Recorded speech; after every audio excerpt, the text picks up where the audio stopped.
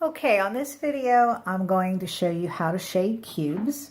I think you'll find this fairly easy.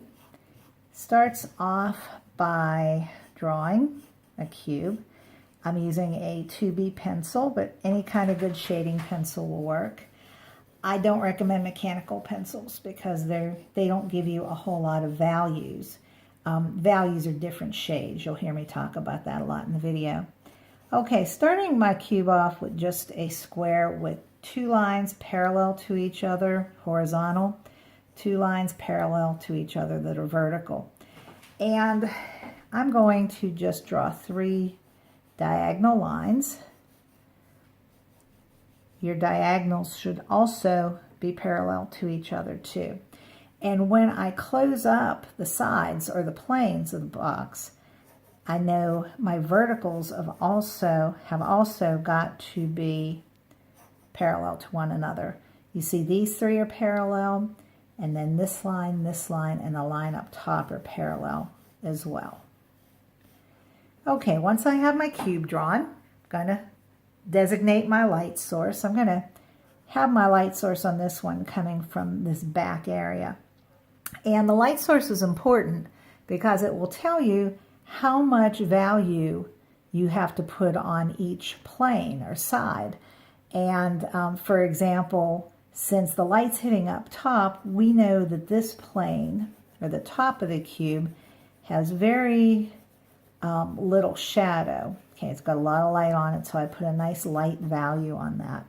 Don't worry too much about the outlines yet. We're going to eliminate those as we go. You'll find it's really, really easy to eliminate outlines on a cube.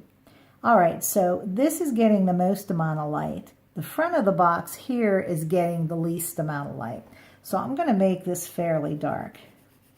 Now, I'm a diagonal shader. Okay, people shade all different ways and get good results. I had a student that shaded in the little circles, and that worked really well for him. So you might try that.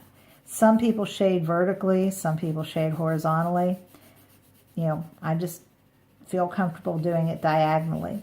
Although I will go back and go with different directions. I need to press a little harder on this one. Try to even that out a little bit. Now, the nice thing about cubes, it's really easy to eliminate outlines. You see what happened there? I do not have to have a line drawn there to show me the difference between the top and the front, because I have 2 values up against each other that are different values. They're contrasting, they don't blend in together, and because of that, they show me an edge. Eliminating outlines is really important if you're trying to draw something realistically. Because if you look in nature, there are no outlines except, as I said before, coloring books and stained glass windows.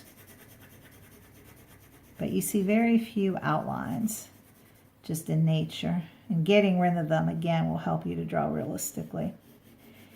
Okay, so my top gets a lot of light, the front doesn't get much, and the side gets a medium amount of light. So I'm going to go ahead and I'm going to put a middle value in there. Not as dark as the front and not as light as the side. And again, I want to smooth out my shading a little bit, so I'll go in more than one direction. Designate that edge up there. Trying to do this without shaking the camera. All right, and that's pretty easy. You can see I eliminated my outlines here, all around here, and at the top I can just take my eraser and I can just lighten it up a little bit. I'm trying to do this left-handed because of the shadow, so I don't know how well that'll work. All right, now let's talk about the cast shadow. Remember that the cast shadow shows you that it's actually sitting on a surface. And if you look at the pencil, you can see the cast shadow comes from the bottom of the pencil right there. It doesn't come from the side or the top. Doesn't matter where I put it, the cast shadow is always coming from the bottom. So also the cast shadow goes in the same direction as the light source. So in this case, I'm just going to extend this line here. I'm going to make a parallel line right here and then close it off with a horizontal line. Now, where did I get those? Okay, well, the continuation of this is parallel. These are the cast shadows of these two sides. And then this line here is cast by this edge. I'm not going to make this quite as dark because I don't want it to blend into the front of the box. In fact, I might even make that a little darker. All right, there you go. Easy stuff. Let's try a second one. And I'm also going to draw the cube with a square. These are a little crooked. And I'm going to give this one an unusual cast shadow. So let's go ahead and draw 3 diagonals this way to the right. And they don't have to go to the right. They can go to the left. Making sure all my lines are parallel to one another this way and this way.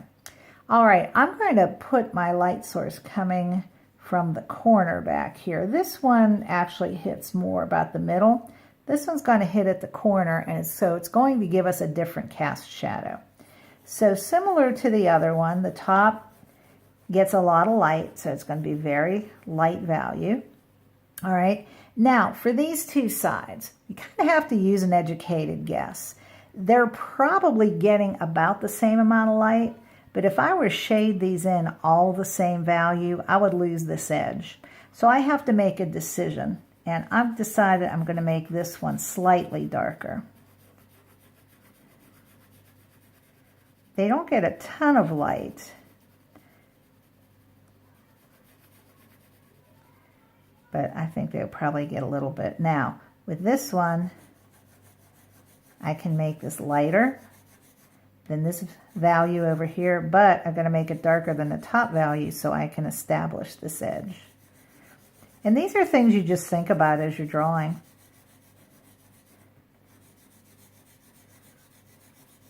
Okay, let's do that one. I'm going to darken this one just a little bit to get rid of that outline. That outline's bothering me.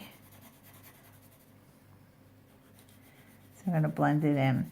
Resist the urge to use your fingers to blend. 2 reasons I do not like my students to use their fingers. 1, it will ruin your paper. Okay, you have oil in your fingers. Okay, so it can ruin your paper surface. And 2, it tends to look really gray.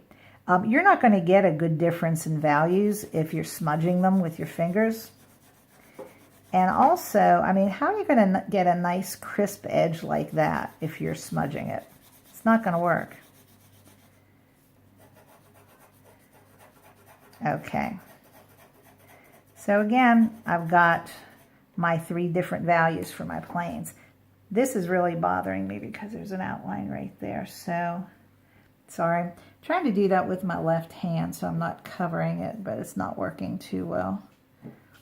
Let me go back here and fix this.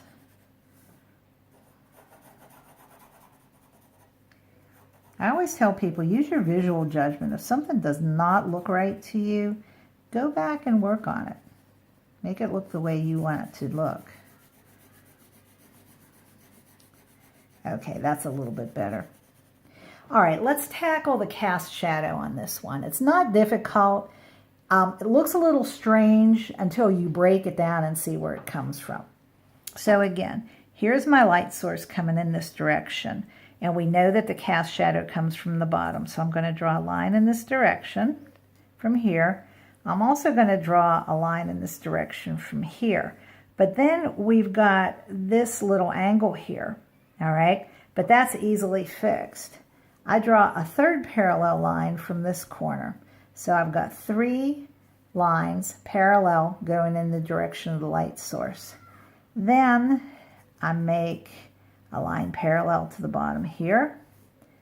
Make a line parallel to the bottom there. Okay, and I come up with that shape. I'm going to make this a little darker so you can see it.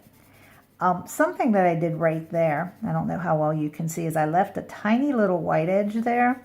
You can do that if your values are similar. And, you know, you don't want a big white gap. But if you leave a tiny thin white edge, it will show your viewers that there is a difference between those two and there is an edge.